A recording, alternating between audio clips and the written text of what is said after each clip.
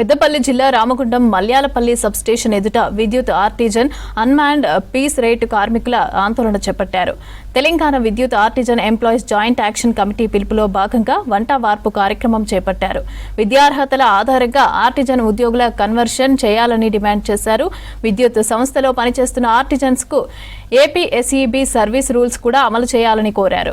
ఎన్నికలకి ముందు ప్రభుత్వం ఇచ్చిన హామీలను అమలు చేయాలని కోరారు.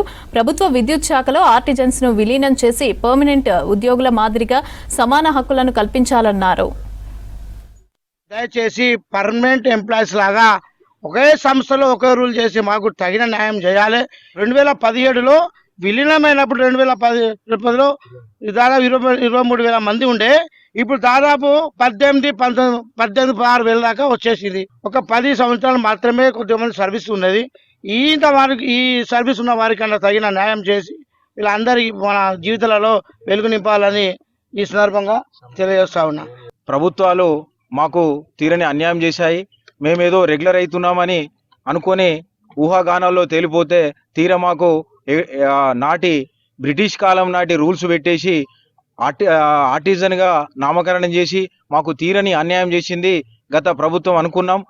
మాదేమో గొంతమ్మ కోరికలు కాదు, ఒకే సంస్థ ఒకే రూల్ అనేది ఇక్కడ ఇలాంటి ఏ సంస్థలో లేనటువంటి రూల్స్ మాకు పెట్టేసి మాకు తీరని అన్యాయం చేసిరు. దయచేసి మన అధికార ప్రతినిధులు కానీ మా మేనేజ్మెంట్ కానీ మమ్మల్ని అర్థం చేసుకొని మాకు తగిన న్యాయం చేయాలని కోరుచున్నాం. ఆర్టిజన్లు ప్రధానమైన డిమాండ్ ఏంటి అంటే వారిని విద్యార్హతను బట్టి కన్వర్షన్ చేయాలి.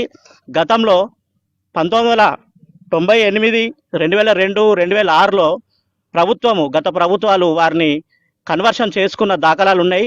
వాటి ఆధారంగానే వారికి విద్యార్థులను బట్టి కన్వర్షన్ ఇప్పించి ఆర్టిజన్ కార్మికుల జీవితాల్లో వెలుగులు నింపాలని ఈ యొక్క ప్రభుత్వాన్ని వేడుకుంటున్నాము.